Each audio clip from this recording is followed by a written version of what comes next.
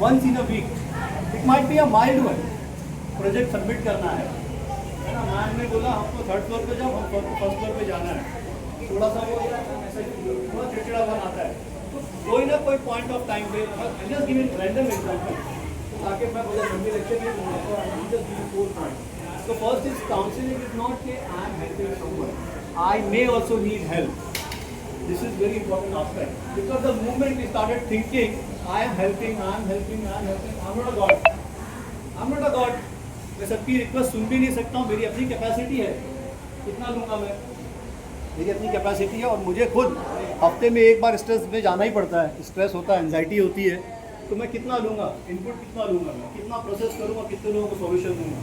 तो सबसे ज़्यादा अगर मैं कहूँ मेंटल रिलीफ की ज़रूरत है तो वो काउंसलर है, वो कोच है.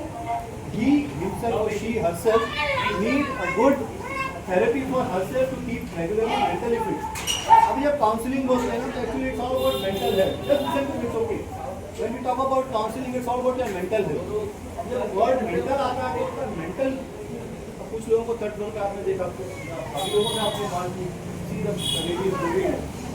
अभी राहुल सर बता रहे थे कि उसका हमको नाम ही नहीं मालूम है, उनका नाम हमने गौरी अपने से रखा है. सिक, मेंटली सिक. बंदा जब मेंटली सिक है तो ही विल बिहेव वीक, वो नॉर्मल बिहेव करेगा नहीं.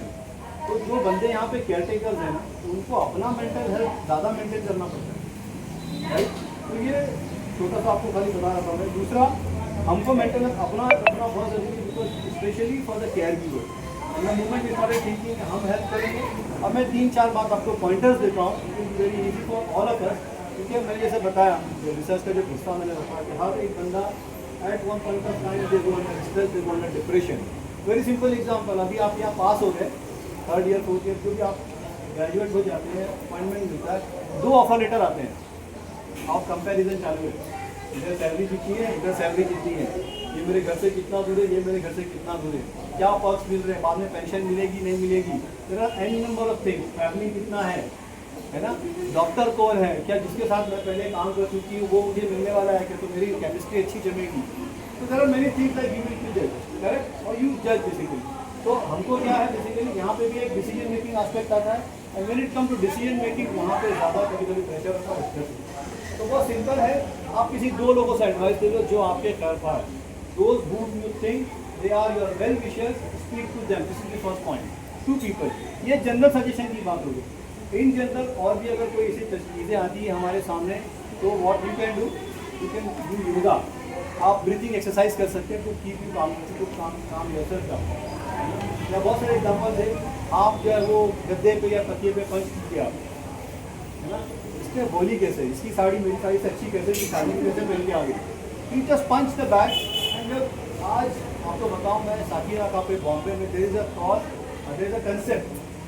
The concept is all about, they have the given the name is rage room, R-A-G-E, rage, you understand, rage room. आज इन जनरल भी लोगों के अंदर बहुत ज़्यादा स्ट्रेस है.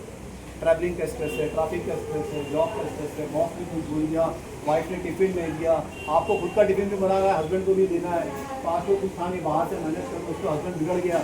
तो बहुत सारी चीज़ें ऐसी होती है.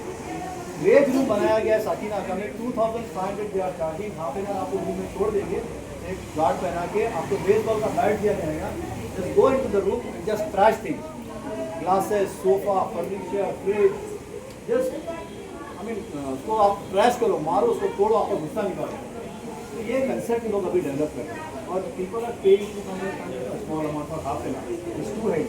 तो हमको हमारा मेंटल हेल्थ मेंटेन करना बहुत ज़रूरी है. सबसे पहले आप ब्रीथिंग एक्सरसाइज कर सकते हैं, योगा कर सकते हैं, आप कीप रेगुलर वॉकिंग, एक सूथिंग म्यूजिक, मेलोडीज आप सुन सकते हो. Not the new song I won't recommend, because आज सब रैप के पीछे भाग रहे हैं. हमको ना रुकने की ज़रूरत है. आपको एक छोटा सा एग्जाम्पल, कोई भी डिस्प्यूट होता है लाइफ में, हम किसी न किसी रिलेशनशिप में हैं. आप किसी की बेटी हो, किसी की बहन हो, है ना, आपके टीचर्स हैं, टीचर स्टूडेंट का रिलेशनशिप है, प्रिंसिपल का रिलेशनशिप है, इवन भी वॉचमैन गेट कीपर है कॉलेज, उससे भी आपका रिलेशन है. कई स्टूडेंट्स हैं जो उसको हाय बोलते, नमस्ते बोलते जाते होंगे, आप गुड मॉर्निंग बोलते होंगे. That's a relationship you are building, और he is building with you either way. तो आप कोई भी रिलेशनशिप में हो तो वहाँ डिस्प्यूट आता ही है. जब डिस्प्यूट आएगा तो उसके बाद क्या होगा, हम एक एक्सट्रीम लेवल पर कभी कभी चले जाते हैं, यार ये क्या हो गया, उसके खास तौर पर तकलीफ हमको उससे होती है जिससे हम बहुत ज़्यादा क्लोज हैं, जिसके साथ हम टिफिन शेयर करते हैं, जिसके साथ क्लासरूम में हम बेंच शेयर करते हैं, उसके साथ ज़्यादा तकलीफ आती है। तो वहाँ पे आप क्या कीजिए, किसी 2 लोगों से मशवरा कीजिए, ऐसा